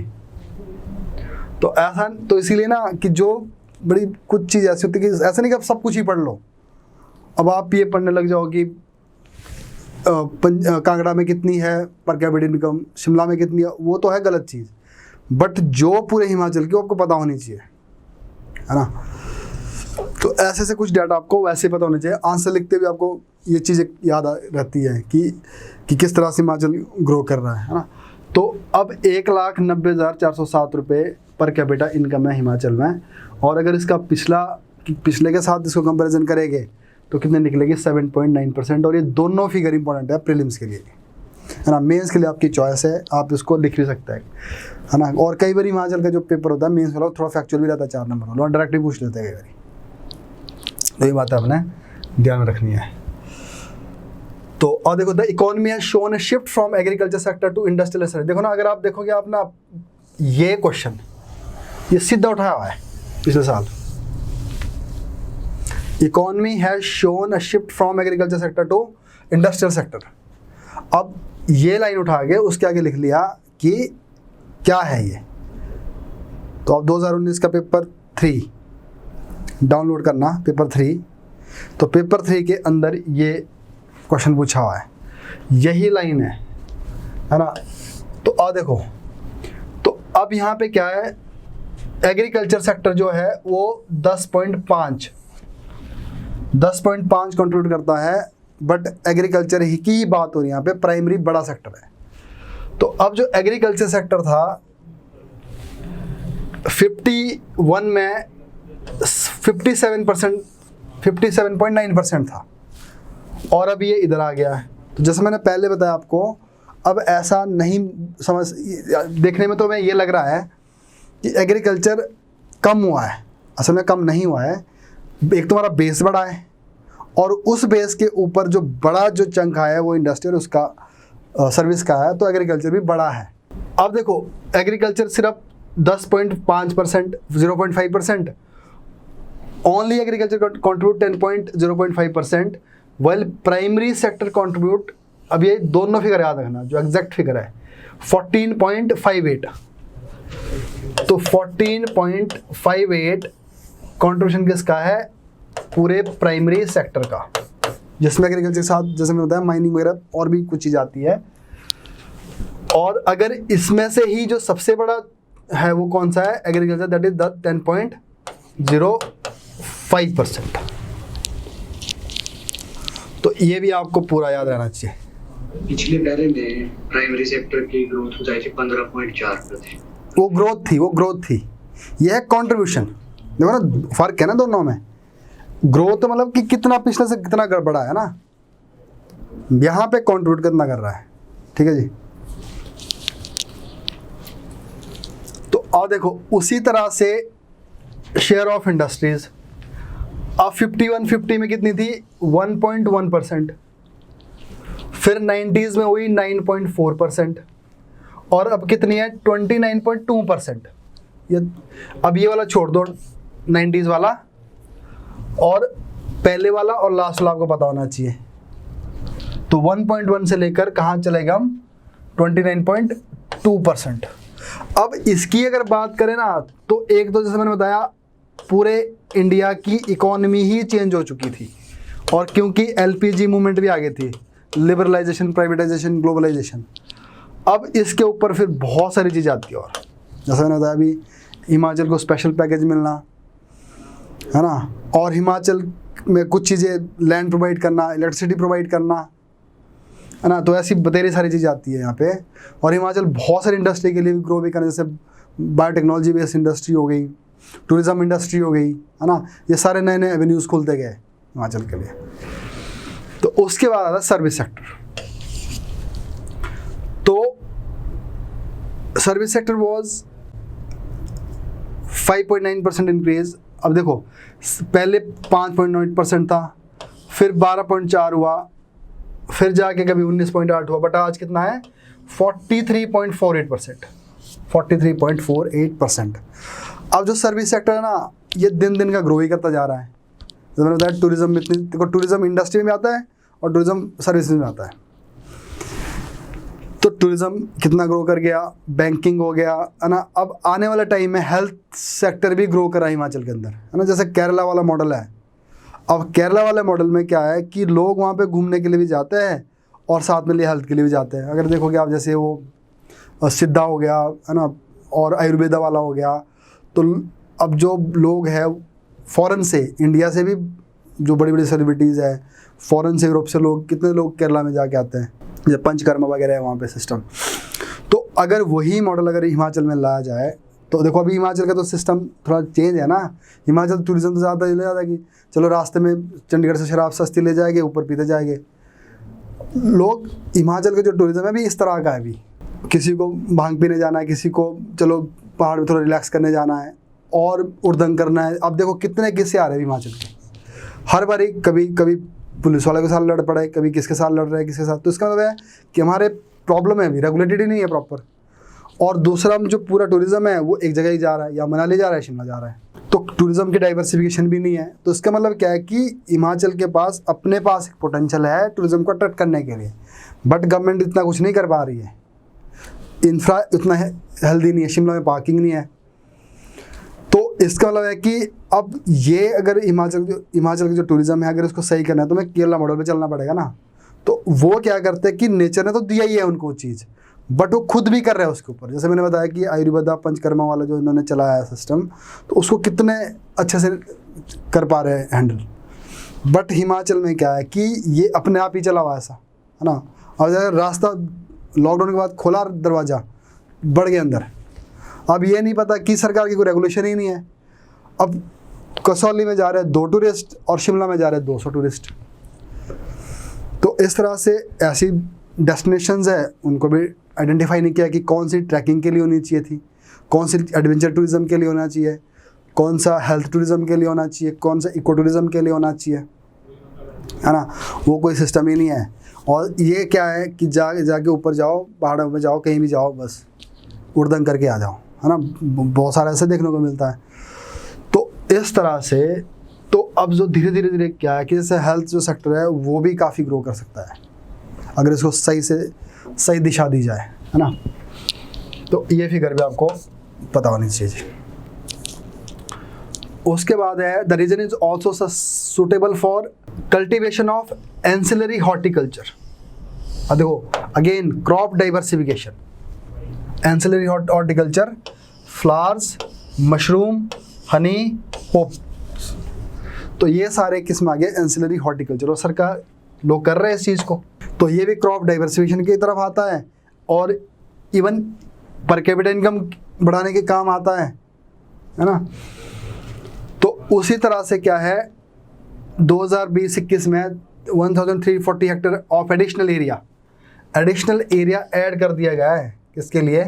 फ्रूट्स प्लांट के लिए, फ्रूट प्लांट्स के लिए। अब डाइवर्सिफिकेशन के साथ साथ बायोटेक्नोलॉजी भी इसमें काम आएगा। तो biotechnology in industry, biotechnology in agriculture and horticulture. अब जो ऐसे एरियाज है जो थोड़े ज़्यादा गर्म एरिया है, वहाँ पे भी क्या है बायोटेक्नोलॉजी की तरीका लगा के, उसके अंदर बहुत सारी चीज़ें लगा के वहाँ पे भी क्या कर रहे हैं कि एप्पल को प्रोड्यूस कर रहे हैं। तो इसलिए क्या है कि लैंड और बढ़ रही है ना। तो अब आप अपने सिलेबस में देखोगे बायोटेक्नोलॉजी की जो पॉलिसी है सरकार की, विजन, स्कोप एंड पॉलिसी, वो सारी दे रखी है सिलेबस के अंदर कि वो क्या चीज़ है ना। तो इस सब चीज़ों से हम ये भी हो सकता है। Besides 7.69% lakh fruit plant of different species were also distributed. और सरकार क्या करती है, बाहर से भी लाती है प्लांट फॉरेन से, तो उनको देती है लोगों को। अब एक चीज़ क्या है, Himachal is well known for off season vegetables. ये भी अगेन क्रॉप डाइवर्सिफिकेशन। देखो कितने पॉइंट आपको क्रॉप डाइवर्सिफिकेशन यही मिल गया, फ्रूट मिल गया, एंसिलरी हॉर्टिकल्चर मिल गया और ऑफ सीजन वेजिटेबल्स मिल गया। अगर आप डाटा फैक्ट के साथ याद रखोगे तो आंसर अपने आप हो जाएगा। GDP shrinking but per capita. देखो ना जीडीपी, एक बात और भी देखो ना, देखो जीडीपी कम नहीं हो रही है, श्रिंक नहीं हो रही है, ग्रोथ में कमी आ रही है। ग्रोथ में कमी क्या है कि पिछले साल देखो, पिछले साल मेरी इनकम, एक साल मेरी 50 रुपये इनकम थी, ठीक है जी। फिर हुई मेरी इनकम सीधा 100, फिर मेरी इनकम हुई 110। अब ये टाइम मान लो अब बहुत पहले था, ठीक है, कोरोना से एग्जैक्ट 1 साल पहले, कोरोना नहीं आया था, 1 साल पहले ही था। तो कितनी ग्रोथ थी मेरी यहाँ पे? 50%। बहुत बढ़िया इकोनॉमी थी, 50% ग्रोथ। अब बीच में कोरोना आ गया तो कितना हुआ? 10% ग्रोथ, ठीक है जी। और अगले साल फिर कोरोना रहा, अब 100 रुपये ही आया, या चलो 100 नहीं 110 ही आया, 0% ग्रोथ। ठीक है जी बात। तो इसका मतलब ये है कि ग्रोथ तो हमारी श्रिंक होती गई है, कम हो रही है। बट आप प्रॉपर बड़ा बेस देखो तो बड़ा है ना, पहले 50 रुपये ही था, अब 100 रुपये, ये इतना है। तो जो पर कैपिटा इनकम है ये तो इसकी डिवीजन होगी ना, दिस अमाउंट इज डिवाइडेड किसके साथ, पॉपुलेशन के साथ। तो ग्रोथ होना जरूरी नहीं है क्योंकि देखो ना, जितना अब यूएसए का इतना बड़ा बेस है, अब यूएसए की मान लो 1000 रुपये उनका बेस है, उनकी ऑलरेडी जो जैसे हमने बेस यहाँ 50 लिया ना, 50 के ऊपर हमने 100 बढ़ाया तो 50% ग्रोथ हुई, 50% ग्रोथ हो गई ना। अब मान लो यूएसए का 1000 रुपये का बेस ऑलरेडी था, वहाँ पे सिर्फ 1% ही ग्रोथ हुई, तो 1% कितना हुआ 10, 1010, 1% ग्रोथ होके भी वो 1010 पे चला हुआ है, और हम 50% ग्रोथ पे भी 100 पे चले हुए। तो अब उनकी ग्रोथ 1%, अब उस 1000 रुपये को अगर वहां पॉपुलेशन के साथ डिवाइड करोगे आप, तो वहां पर कैपिटल में फिर भी बड़ी दिखेगी। अब इंडिया की पर कैपिटल के साथ पॉपुलेशन के साथ कम वो डिवीजन करोगे आप इसका, तो कम दिखेगी। क्लियर है जी बात। तो ग्रोथ सिंक होने का मतलब ये नहीं कि हमारा सब कुछ ही कम, ग्रोथ हो सकता है कि ग्रोथ कम हुई है ना, ग्रोथ कम होना अलग चीज़ हो गया, और ये अगर पूरा बेस देखोगे तो अलग चीज़ हो गई वो। ठीक है जी बात। तो देखो हाँ जी, तो ये हो गया ऑफ सीजन वेजिटेबल्स। तो also picked up in the state, तो फ्रूट ग्रेन को छोड़कर सब बढ़ रहा है। तो कितनी थी पहले 1920 में 18.61 लाख टन, और अब कितनी हो गई 17.22 लाख टन। तो इसका मतलब कितना ग्रोथ हुई है, 8.07 की ग्रोथ इसमें हुई है। और आगे थोड़ा शायद कम बताया गया, कुछ कम हो जाए किसी वजह से, तो अगले साल के लिए कम बताइए। तो अब ये बेसिक चीज़ हो गई। अब नेक्स्ट है climate change and mitigation. Climate change and mitigation, और देखो ना ये भी पेपर 3 में है आपके, क्लाइमेट चेंज के ऊपर भी लिखा हुआ है। क्लाइमेट चेंज का शायद टूरिज्म और इंडस्ट्री के साथ क्या लिंक है, बट इसमें तो थोड़ा कम दिया हुआ है, बट सिलेबस का पार्ट है ये। तो several step has been taken by increasing power generation, strengthening transmission and distribution. तो अब सरकार अपनी बिजली बनाने के लिए क्या क्या काम कर रही है, ताकि छोटे डैम बने, लोगों को बेनिफिट मिले वहाँ पे। और अब देखो, अब आपने क्या करना है, खुद करना है आपने, ये थोड़ा समझना है कि इंक्रीजिंग पावर जनरेशन के लिए सरकार क्या कर रही है, ट्रांसमिशन एंड डिस्ट्रीब्यूशन तो चलो छोड़ो, है ना। और हमारी जो पावर पॉलिसी क्या है इस टाइम स्टेट की, वो भी अपने पढ़ना है खुद, है ना। Energy security, access and availability of power, affordability, environment, इसमें से उठ के कई बार सीधा क्वेश्चन बन जाता है मेंस के, इसी में से, बट इसमें दिया कम है। और अब देखो, जो प्राइवेट सेक्टर में आना चाहता है कि प्राइवेट सेक्टर में अपने छोटे छोटे प्लांट लगा सकता है बिजली बनाने के, तो जो 2% तक के है वो किसको दिए, सिर्फ हिमाचलियों को। हिमाचली जो लोग हैं वही बना सकता है यहाँ तक। तो 5% तक क्या है, लोग प्राइवेट सेक्टर में जाके कर सकते हैं, जैसे हिम ऊर्जा वगैरह है। तो ये आगे एक चैप्टर है इसके ऊपर, तो वहाँ आएगा डिटेल में। अब नेक्स्ट है टूरिज्म। और देखो टूरिज्म का क्या है, अब अगर आपका जो पेपर 3 है ना, पेपर 3 के अंदर जो पेपर 3 की जो लास्ट यूनिट है HP वाली, वो पूरी टूरिज्म के ऊपर ही है। टूरिज्म पॉलिसी चलो पहले ही है, इको टूरिज्म के नेगेटिव पॉजिटिव इम्पैक्ट सब कुछ है उसके अंदर, और सरकार क्या कर रही है। तो और देखो, जो टूरिज्म है कोविड वाला टाइम में क्या हुआ है, कम हुआ है, श्रिंक हुआ है। तो 81% ऑफ टूरिज्म इसमें कम हुआ है। तो इतना असर पड़ा है टूरिज्म सेक्टर के ऊपर। तो हिमाचल का जो मेन सेक्टर है वो भी टूरिज्म ही है, और टूरिज्म को ही सबसे बड़ा धक्का लगा है। तो अब इसके ऊपर देखो ना, सीधा क्वेश्चन बन सकता है क्वेश्चन इसी के बेस पर कि कोरोना काल में टूरिज्म की क्या हालत सुधरी, क्या हालत हुई है और आगे कैसे हम इसको ठीक करेंगे, तो इसके बेस पर क्वेश्चन बन सकता है ना। और पर कैपिटा इनकम हमने पहले भी देखी थी 1,90,407। हाँ जी, एक क्वेश्चन सर, जैसे आपने बोला कि जो प्राइमरी सेक्टर का जो मेन पार्ट है वो एग्रीकल्चर है, हाँ जी, तो दूसरे जैसे जो टूरिज्म है तो ये किस में आएगा, टर्शरी में आएगा कि सेकेंडरी में आएगा? देखो अगर तुम टूरिज्म को ना इंडस्ट्री के तौर पर लेते हैं, है ना, टूरिज्म इंडस्ट्री में क्या होता है, बड़ी सारी चीज़ें बनती, मैन्युफैक्चरिंग टाइप आ जाती, चलो मान लो। पर अगर टूरिज्म को लिखना कहीं भी लिखना होगा तो टूरिज्म हमेशा क्या आता है, टर्शरी में आता है, क्योंकि टूरिज्म एक सर्विस है। तो टूरिज्म क्या एक सर्विस है ना। तो टूरिज्म को प्राइमरी में टूरिज्म कभी भी नहीं आता, तो टूरिज्म किस में आएगा, टर्शरी में आएगा, ठीक है ना। देखो प्राइमरी में तो आएगा ना, जैसे कोई चीज़ निकाल रहे हैं, बस निकाल रहा है, और टूरिज्म में तो सर्व कर रहे हैं ना। अब जैसे मान लो मेरा एक होटल है, अब होटल क्या दे रहा है, आपको सर्विस दे रहा है कि आप वहाँ रहोगे, उसको तो मैं पैसे लूँगा, तो वो इस तरह से टूरिज्म वाला पार्ट। अब नेक्स्ट है जी कि हिमाचल के अंदर some of the major public welfare scheme implemented during the year.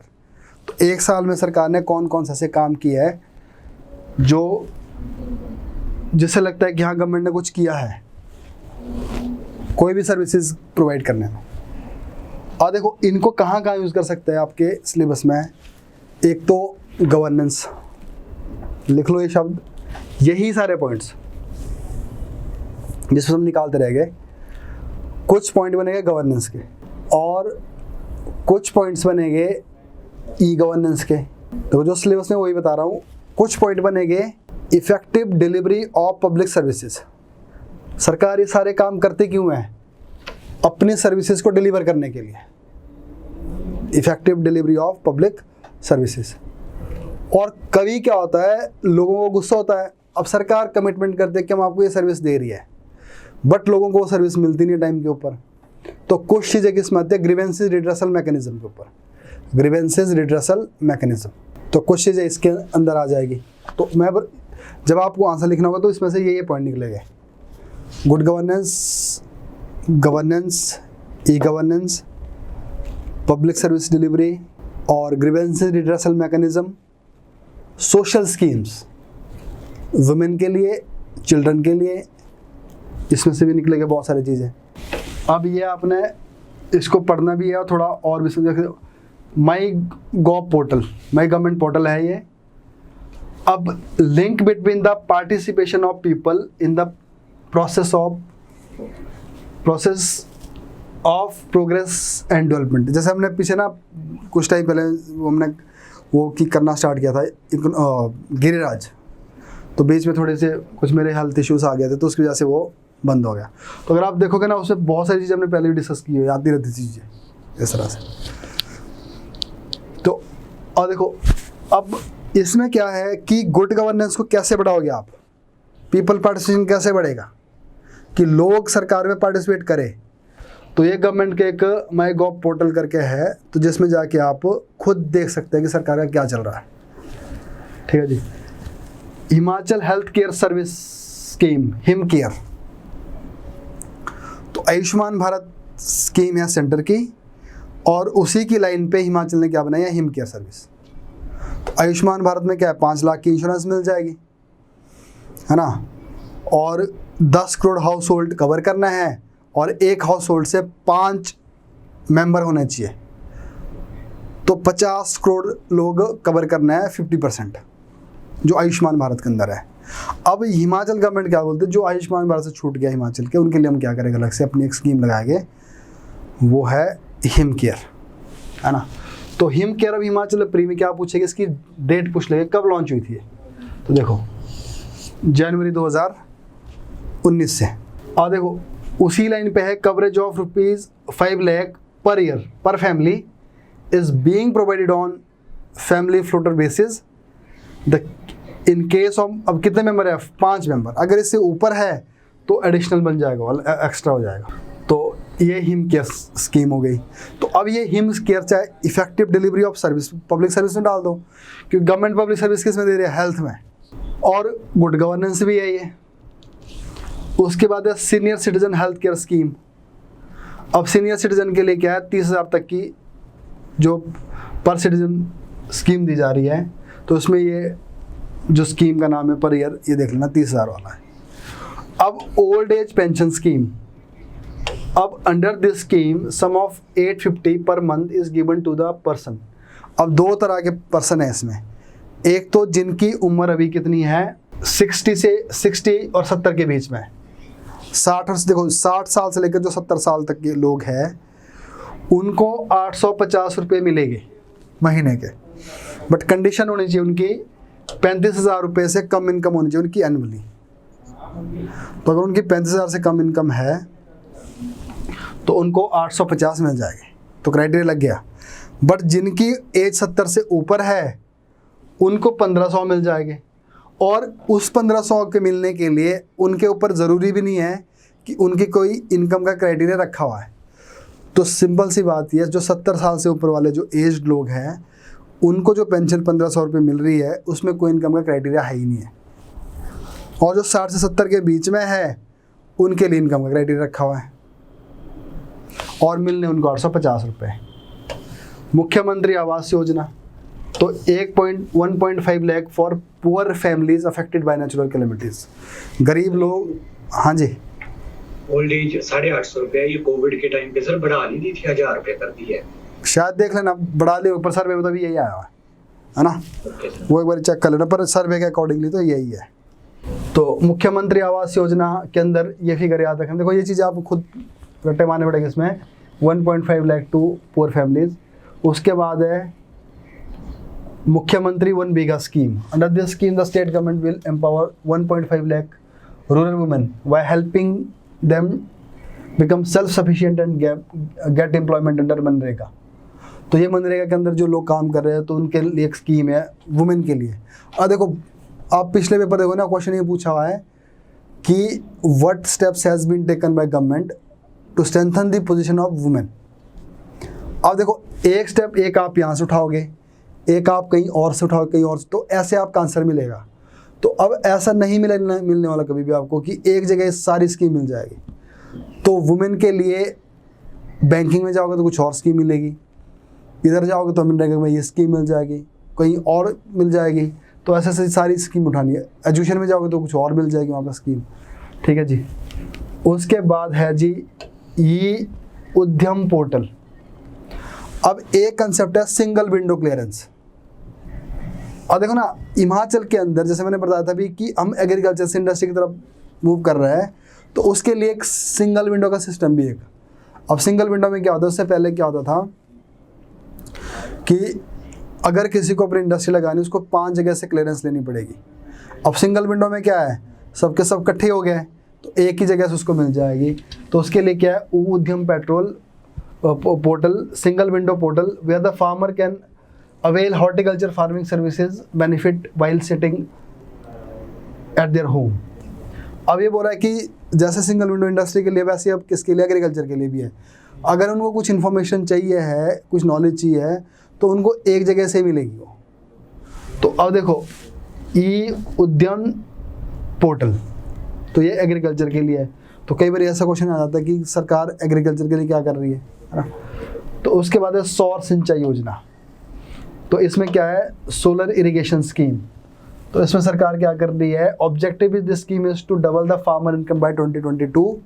2022 तक हमने इनकम 2022 तक डबल करनी है। तो इसमें क्वेश्चन लिख लो आप। तो इसमें क्वेश्चन बन सकता है कि government has set the target to double the farmer income by 2022। What steps has been taken by government in this direction. तो सरकार ने इस दिशा में कौन कौन से स्टेप्स उठा लिए। पेंशन होल्डर को भी मिलेगी ना एक पेंशन, एक ही बेनिफिट मिलेगा उसको, एक ही बेनिफिट मिलेगा। वैसे पेंशन होल्डर को नहीं मिलेगी, या कोई उसको दूसरी पेंशन लगी होगी तो भी नहीं मिलेगा। ये पेंशन उसको मिलेगी जिसकी पेंशन नहीं होगी, ठीक है जी।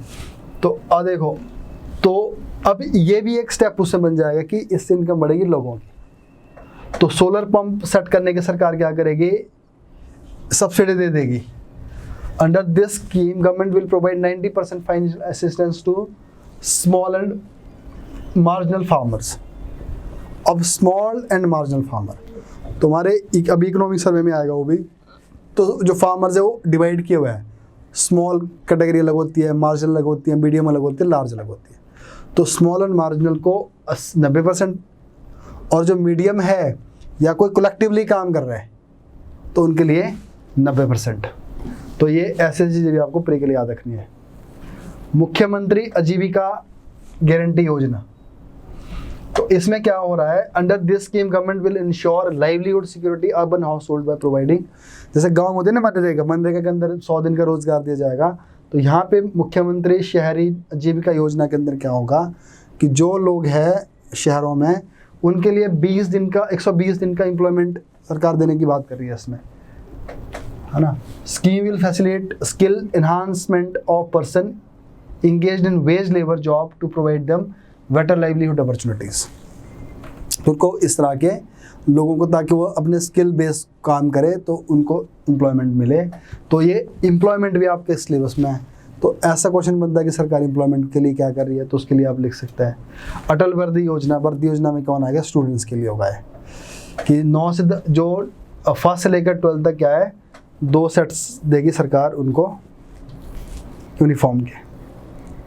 उसके बाद है गृहिणी सुविधा योजना, तो उसके लिए क्या है, गृहिणी सुविधा में क्या है, पॉल्यूशन फ्री इन्वायरमेंट प्रोवाइड करने के लिए, जैसे गैस सिलेंडर वगैरह देती है ना। ये क्योंकि आगे सारी स्कीमें आ जाएगी, कब लॉन्च हो क्या क्या इसके अंदर है, बट यहाँ पे सिर्फ ये बताया गया कि इसका मेन है। और अगर आप देखोगे ना प्री में क्वेश्चन इसमें बहुत पूछ जाता है इसी में से, तो जो ये पहला चैप्टर में आपको अच्छी तरह से आना चाहिए, अच्छी तरह से ये स्कीम के नाम ये सब कुछ ये बहुत निकलता है इसमें से प्रीलिम्स में, है ना। कई बार तो क्या होता है, जैसे छोटे बड़े पेपर होता है ना, अगर आपको एक बारी बताऊँ मैं बात, आज से 2-3 साल पहले की बात है, कोई हिमाचल में लेक्चरशिप का पेपर हो रहा था, है ना, जो +1 जो होता है ना कॉलेज लेक्चर था या स्कूल लेक्चर था, तो उस एग्ज़ाम में इस एक पेज में से 7 क्वेश्चन आए थे, है ना, सारा क्वेश्चन इसमें से निकल गया है। तो ऐसी चीज़ें कई बार प्री में याद रखना, तो ये आपको पता होना चाहिए। उसके बाद है मेधा प्रोत्साहन योजना 2021। तो मेधा प्रोत्साहन योजना में क्या होता है, जो स्टूडेंट्स अपने क्लास के जो होता है ना मेरिटोरियस स्टूडेंट होते हैं, जो टॉपर होता है +2 के बाद, है ना, तो अब सरकार क्या बोलती है, वो बाहर जाने के लिए कहीं भी जाके वो कोचिंग ले सकता है ना। तो उनको कितने पैसे देती है, 1 लाख।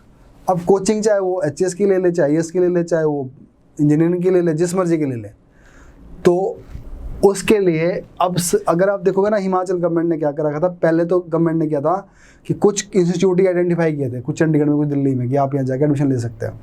बट अब क्या करते हैं, अब शायद ही सबके लिए ओपन है कि कोई भी कहीं भी लेकर जा सकता है, बट कंडीशन ये होती है कि जो अमाउंट होता है वो सीधा अकाउंट में उनके आता है जो कोचिंग इंस्टीट्यूट वाले होते हैं। तो 1 पॉइंट कितना 1 लाख का सरकार इसमें देती है पैसा। मुख्यमंत्री सेवा संकल्प हेल्पलाइन, तो ये तो बहुत आया, 1100 नंबर है सेवा संकल्प हेल्पलाइन में। क्या अगर आपको सर्विसेज नहीं मिल रही तो ये किस में आएगा, ग्रीवेंसेज रिड्रेसल मैकेनिज्म में, ग्रीवेंसेज रिड्रेसल मैकेनिज्म में आएगा, ये गुड गवर्नेंस में आ जाएगा ये। तो अब सरकार अगर किसी को कोई सेवा नहीं मिल रही है तो वो जाके 1100 नंबर में फ़ोन करेगा, मुझे ये नहीं मिल रही है सर्विस। तो जब तक उसकी जो शिकायत है उसके द्वारा ये नहीं बोला जाता कि मैं ये बंद है, बस मेरे को सर्विस मिल गई है, तब तक वो पेंडिंग रहती है, ठीक है जी। और जाती भी टॉप में। अब जैसे आपको किसी हॉस्पिटल से सर्विस नहीं मिल रही है तो वो उस हॉस्पिटल में ना जाके ऊपर चल जाती है, वो CM लेवल के तक चली जाती है, तो वहाँ से नीचे को आती है ये। तो ये अदरवाइज़ क्या होता है, जो शिकायत हम करते हैं बॉटम से करते हैं वो टॉप पे जाते रहते हैं, पर यहाँ पर शिकायत ही ऊपर चली गई। तो अब वो है भी क्या है, वो टेक्नोलॉजी बेस्ड है, सॉफ्टवेयर बेस्ड है। जब तक वो रिजॉल्व नहीं होगी आपके एंड से, वो भी कस्टमर के एंड से, जब वो नहीं बोलेगा कि हाँ कि मैं सेटिस्फाई हूँ, तब तक वो मानने की नहीं बात। तो ये ग्रीवेंसेज रिड्रेसल मैकेनिज्म आएगा। और ट्रांसपेरेंसी में आ सकता है ना, कई बार क्वेश्चन आ सकता है कि गवर्नमेंट ट्रांसपेरेंसी के लिए क्या कर रही है, रिस्पॉन्सिबिलिटी के लिए क्या कर रही है, अकाउंटेबिलिटी के लिए क्या रही है। तो देखो transparency, accountability, responsibility, grievances redressal mechanism, तो उन सब के लिए ये यूज़ होने वाली टर्म है ये मुख्यमंत्री सेवा संकल्प हेल्पलाइन। उसके बाद है मुख्यमंत्री स्टार्टअप योजना। तो स्टार्टअप योजना में क्या है कि जो बिजनेस करना चाहते हैं, जो स्टार्टअप करना चाहते हैं, उनको कुछ मिलेगा फंड इसमें। तो इसको हम आगे पढ़ेंगे क्या होता है इसके लिए, कि क्या क्या है स्कीम। उसके बाद है जनमंच योजना। तो जनमंच योजना भी यही है, ग्रीवेंसेस रिड्रेसल मैकेनिज्म है, अकाउंटेबिलिटी ज़्यादा है, अकाउंटेबिलिटी कि जो ऑफिसर उस काम के लिए अकाउंटेबल थे उनको जवाब देना पड़ेगा वहाँ पे। तो जो जनमंच योजना है तो उसमें क्या होता है कि मिनिस्टर भी वहीं होता है, ब्यूरोक्रेट जो भी होते हैं, ऑफिसर्स होते हैं वहाँ पे, पब्लिक वहाँ पे होती है। और उसकी तो ऐसा समझ लीजिए यहाँ पे जो मिनिस्टर है वो जज का काम कर रहा है ना, और शिकायतें किसके अंदर आ रही है यहाँ पे, जो इन्वॉल्व है एडमिनिस्ट्रेशन में उनके अगेंस्ट, है ना। तो ये भी आप देख लेना। स्वच्छ भारत मिशन ही तो पहले से चला हुआ है, तो स्वच्छ भारत मिशन के में भी आ गया है। स्मार्ट सिटी में भी 2 सिटी है, एक है धर्मशाला और एक है शिमला। और देखो HP buyback single use plastic. अब जो सिंगल यूज़ प्लास्टिक है, सरकार क्या बोल रही है कि हमने इन्वायरमेंट क्लियरेंस करना, तो ये भी बनता है क्वेश्चन कि सरकार इन्वायरमेंट के लिए क्या करे, क्लाइमेट को जो डिग्रेडेशन हो रही है और जो हेल्थ ख़राब हो रही है, चाहे सॉइल की है चाहे इन्वायरमेंट की है, उसके लिए क्या कर रही है। तो सरकार क्या बोलती है कि हम यहाँ पे 75 रुपये kg जो है प्लास्टिक, सिंगल यूज़ प्लास्टिक, उसको हम खरीद लेंगे। तो गवर्नमेंट उसको खरीद ही रही है ताकि लोगों में क्या होगा, वो उसको बेचते सारा ही, और उसके बाद सरकार बैन कर रही है। उसके बाद है न्यू राशन कार्ड स्कीम। तो न्यू राशन कार्ड स्कीम में क्या, जिसका नाम नहीं है तो यहाँ पे उन्होंने एक वो दे रखा है कि लोग क्या कर सकते हैं, अपना ऑनलाइन अपने को रजिस्टर करवा सकते हैं। तो वो थोड़ा स्मूथ कर दिया है, तो ये भी इफेक्टिव डिलीवरी में आ गया। एक बूटा बेटी के नाम, तो ये वुमेन एम्पावरमेंट का भी है, गर्ल्स के लिए भी है, इन्वायरमेंट के लिए भी है, फॉरेस्ट के लिए भी है। तो जैसे फॉरेस्ट के ऊपर आपका पूरा एक चैप्टर ही है मेंस में, फॉरेस्ट कंजर्वेशन की सरकार क्या कर रही है। तो फॉरेस्ट कंजर्वेशन में आप लिख सकते हैं ये एक बूटा बेटी के नाम। तो उसमें क्या होता है कि जिस घर में बेटी पैदा होती है, सरकार उसके लिए किट प्रोवाइड करती है। तो उस किट में एक पेड़ भी होता है और भी बड़ी सारी चीज़ होती है। तो वो बोलते हैं कि आप अपनी बेटी के नाम से इसको प्लांट कर दो कहीं जाके। तो ये भी एक स्कीम है सरकार। तो ये देखो दोनों को टारगेट करती है, ये दोनों को प्रोटेक्शन की बात करती है। एक तो वुमेन को प्रोटेक्शन की बात कर रही है, उनको उनके माँ बाप ताकि उनके लिए सेंसिटिव रहे, और दूसरी तरफ किसकी बात करें, एनवायरनमेंट की। तो दोनों को मिलाने की बात कर रही है यहाँ पे। उसके बाद है उत्तम पशु पुरस्कार योजना। तो जो ये पशु पुरस्कार में भी है कि जो अच्छे से काम करेगा इस फील्ड में के लिए, कि increase the milk production and gives an award to the farmer for producing 15 litre and more milk in a day. तो जो 50 लीटर से ऊपर पैदा कर रहा है तो उसको भी अवार्ड मिलेगा। प्रधानमंत्री किसान सम्मान योजना, ये बहुत इंपॉर्टेंट स्कीम है आज की डेट से। तो प्रधानमंत्री किसान सम्मान योजना में क्या है, प्री में क्वेश्चन बनता है, कितने सरकार पैसे देती है पर एनम, और किन को देती है, 2 पॉइंट, जिसकी 2 हेक्टेयर से लैंड कम होगी। अब याद रखना, जिसकी लैंड 2 हेक्टेयर से कम होगी उसको मिलेगा 6,000 रुपये। और अभी इसमें बड़े गपले हुए हैं कि जिनकी इससे ज़्यादा लैंड भी थी उनके भी अकाउंट में पैसे आए, पर सरकार अभी थोड़ी इसकी छानबीन कर रही है। तो है तो कुछ भी नहीं है, 6,000 रुपये मिलना है। तो लोग सोचते हैं कि अगर फ्री में मिल रहा है तो ले लो, है ना। तो 2 हेक्टेयर वाला रखना क्राइटेरिया याद, और साथ में अमाउंट। तो ये प्री के लिए क्वेश्चन बनता है इसमें से। अब जन धन योजना, तो जन धन योजना में क्या है, अकाउंट खुलेगा, ये पुरानी स्कीम में भी है और ये अभी भी है। और आयुष्मान भारत प्रधानमंत्री जन आरोग्य योजना, तो ये भी हिमाचल में अपनी तो है ही है, बट ये भी हिमाचल में 3.5 लाख लोगों को बेनिफिट मिल चुका है। प्रधानमंत्री फसल बीमा योजना 2016 में लॉन्च हुई थी। तो जितने भी और सारी स्कीम थी गवर्नमेंट की, उन सबको ही ऑलमोस्ट इसमें मर्ज कर दिया है। तो मतलब एक अम्ब्रेला स्कीम बनाई गई है ये, तो उसको भी आप आगे डिटेल में पढ़ोगे। प्रधानमंत्री आवास योजना, तो इसमें क्या, under the scheme the increase rate from, तो उसमें सरकार क्या करती है, कम इस पर इंटरेस्ट देती है कि आप घर बनाइए, हम कम से कम इंटरेस्ट देंगे आपको, इंटरेस्ट लेंगे आपसे। तो 6.50% पे है, और 20 ईयर्स के लिए, 20 साल के लिए आप लोन ले लो, और इतना कम इंटरेस्ट है, और अपना घर बना लो। तो प्रधानमंत्री आवास योजना के अंदर ये है कि आप घर बनाओगे, सरकार लोन देगी, और 20 साल का आपका केस बनेगा, और उसमें कम से कम इसमें इंटरेस्ट होगा। तो देखो, तो अभी हमने सिर्फ एक ओवरव्यू लिया है पूरी इकोनॉमी का, और अब आगे यहाँ से अब स्टार्ट होगा स्टेट इकोनॉमी। तो इसको हम कल करेंगे। तो अभी जो ये पहला चैप्टर है इसके जितने भी इस तरह के फिगर एंड फैक्ट्स हैं वो देख लेना। चलो ठीक है, फिर बाकी हम यहाँ से आगे कंटिन्यू करेंगे।